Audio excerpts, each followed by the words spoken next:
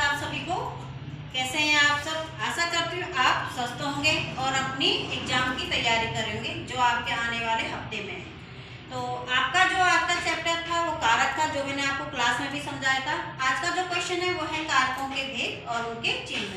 तो थोड़ा कारकों के जो भेद है उनको समझने की कोशिश करते हैं। ठीक है, चले आइए।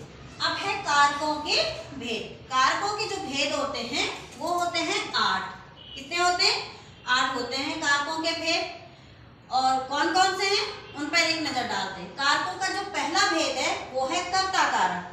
कौन सा कारक है?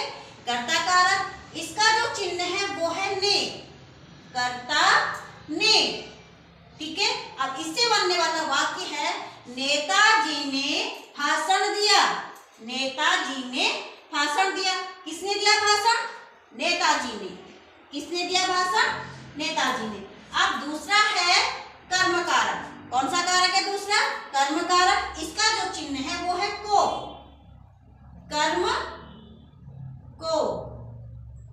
ठीक है, इससे जो बनने वाला वाक्य है वो है भिखारी को रोटी दो। किसको दो रोटी? भिखारी को रोटी दो। किसको दो? भिखारी को रोटी दो। ठीक है, क्या किया हमने? कर्म किया। वहां पर क्या किया? कर्म किया। कौन सा कर्म किया हमने? भिखारी को रोटी दी हमने। ठीक, समझ में आया? तीसरा जो कारक है वो है करण कारक। कौन सा कारक है? करण कारक। इसका जो चिन्ह है वो है से। कर्ता ने कर्म को करण से। कर्ता ने कर्म को करण से। ठीक है, इसका जो वाक्य बनाया हमने वो बनाया अमित पेंसिल से चित्र बनाता है। अमित पेंसिल से चित्र बनाता है। अमित किससे चित्र बनाता है? पेंसिल से चित्र बनाता है। किससे बनाता है?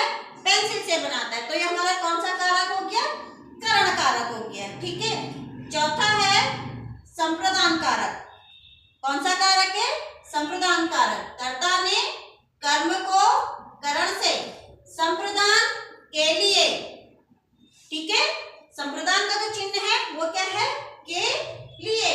अब इसका जो वाक्य है बच्चों के लिए दूध लाओ। बच्चे के लिए दूध लाओ। किसके लिए लाओ दूध? बच्चे के लिए। किसके लिए लाओ? बच्चे के लिए। फिर है अपादान कारण। अपादान का मतलब अलग होना। ठीक है, इसका जो वाक्य बनता है वो बनाया मैंने पुस्तक रख दी। मैंने पुस्तक रख दी।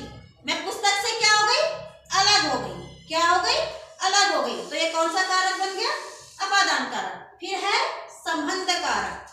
कौन सा कारक है? संबंध। संबंध माने रिश्ता। जैसे आपका और मेरा। आप विद्यार्थी हो और मैं शिक्षिका हूं, तो आपके और मेरे बीच में क्या है? संबंध है। तो इसका जो वाक्य बनाया है मैंने वो है यह रोहन का भाई है। यह रोहन का भाई है। रोहन का अपने भाई से क्या है? संबंध है। क्या है? संबंध है। किसका किससे है? रोहन का अपने भाई से संबंध है। फिर है अधिकरण कारक। कौन सा कारक है? अधिकरण कारक। इसका जो चिन्ह है वो है में, पे, पर। क्या है इसका चिन्ह? में, पे, पर। ध्यान दीजिएगा। दादाजी कुर्सी पर बैठे हैं। दादाजी कुर्सी पर बैठे हैं। दादाजी कहाँ बैठे हैं? कुर्सी पर बैठे हैं। कहाँ बैठे हैं?